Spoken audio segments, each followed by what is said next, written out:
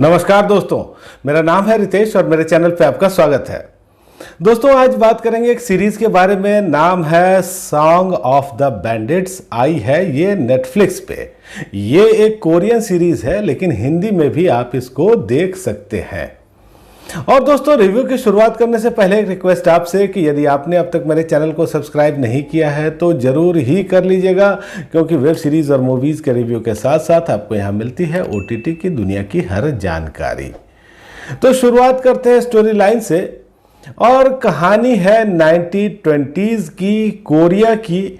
और ये वो वक्त था जब कोरिया के बहुत बड़े हिस्से पे जापान ने कब्जा कर लिया था, जापान का शासन था। और उसी समय कुछ लोग गैंदो इलाके में आकर के बस गए थे।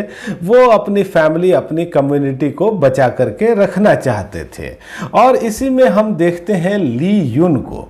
वो पहले जापानी सेना में था और जापानी सेना में रहते हुए उसने कुछ गलत काम किए थे, लेकिन अब प्रायश्चित करने के लिए और अपनी जान दे देने के लिए वो फिर गैंदो इलाके में आता है। लेकिन उसकी जान नहीं ली जाती है, उसको एक बड़ा टास्क सौंपा जाता है। तो फिर ये जो लोग थे जो कि गैंदो इलाके में रहते थे और जो कम्युनिटी थी, उनके साथ क्या होता है, कैसे वो अपने को बचाते हैं और क्या क्या खतरे इनके ऊपर आते हैं, यही सब आप इस सीरीज में देखते हैं।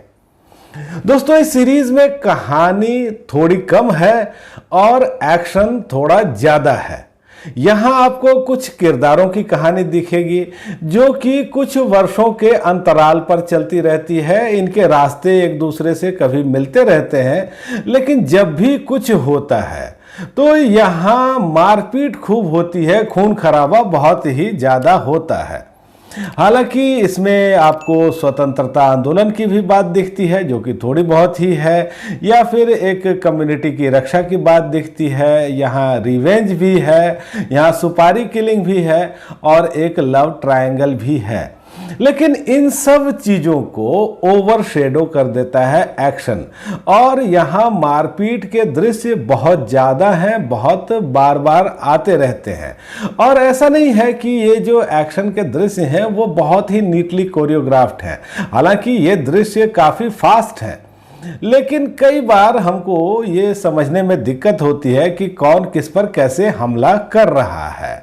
और दोस्तों, यहाँ देखिए 4-5 सेंट्रल कैरेक्टर हैं, उनकी कहानी हमको समझ में आती है, उनके इमोशन भी समझ में आते हैं। लेकिन इसके अलावा जो भी कैरेक्टर्स हैं उन पर कोई ध्यान ही नहीं दिया गया। अब जैसे ली युन अपनी एक फौज बनाता है और उसमें बहुत सारे लोग आते हैं, लेकिन इन लोगों के बारे में हमको कभी कोई जानकारी मिलती ही नहीं है। तो जब ये सीरीज शुरू होती है तो थोड़ा सा कंफ्यूजन लगता रहता है, क्योंकि कैरेक्टर्स को और कहानी को समझने में थोड़ा टाइम लगता है। फिर दूसरे तीसरे एपिसोड से कहानी हमको समझ में आने लगती है और जो चीज़ें हो रही हैं, जो अलग अलग गैंग्स हैं या जापानी सेना है, वो सब चीज़ें हमको समझ में आने लगती है।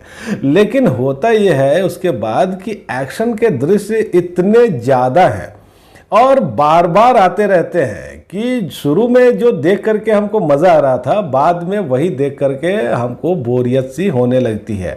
और यहाँ कई बार अति भी हो जाती है। जैसे मतलब कुछ लोग हैं आमने सामने बंदूक लिए हुए हैं और ताबड़तोड़ गोलीबारी कर रहे हैं, लेकिन गोली किसी को नहीं लग रही। या फिर लास्ट में तो एक ऐसी गन ले आ रहे हैं जो कि आपने KGF 2 में भी नहीं देखी होगी, उससे भी बड़ी गन ये ले आ रहे हैं और हमला कर दे रहे हैं। तो कुछ चीज़ें ऐसे लगता है जैसे जबरन बनावटी कर दी गई हो। तो ये सीरीज दोस्तों आपको थोड़ा सा इंप्रेस करती है, थोड़ी अच्छी लगती है, लेकिन थोड़ी ड्रैग्ड भी लगती है और बोर भी करती है। इस सीरीज का जो प्रोडक्शन डिज़ाइन है वो आपको अच्छा दिखता है, बैकग्राउंड स्कोर है वो भी अच्छा है। 9 एपिसोड हैं और लंबे एपिसोड हैं, करीब 1-1 घंटे के। और वैसे ये जो सीरीज़ है ये साफ़ सुथरी ही सीरीज़ कही जाएगी। लेकिन अगर आप एक्शन के दीवाने हैं, खून खराबा, मारपीट, तलवार, बंदूक, गोली, ये सब देखने में आपको मज़ा आता है, तो इस सीरीज़ की रेटिंग आपके लिए हो सकती है 3 स्टार की। लेकिन 1, 2, 3 एपिसोड में एक्शन देखने के बाद फिर मैं थोड़ा बोर हो गया और मुझे फिर ये एवरेज सीरीज ही लगी और मेरी रेटिंग है 5 में से 2.5 की। तो दोस्तों बस आज इतनी ही बात। आपको ये रिव्यू कैसा लगा मुझे कमेंट करके बताइएगा, और आपने अगर ये सीरीज़ देखी है तो भी मुझे बताइएगा कि आपको कैसी लगी। धन्यवाद।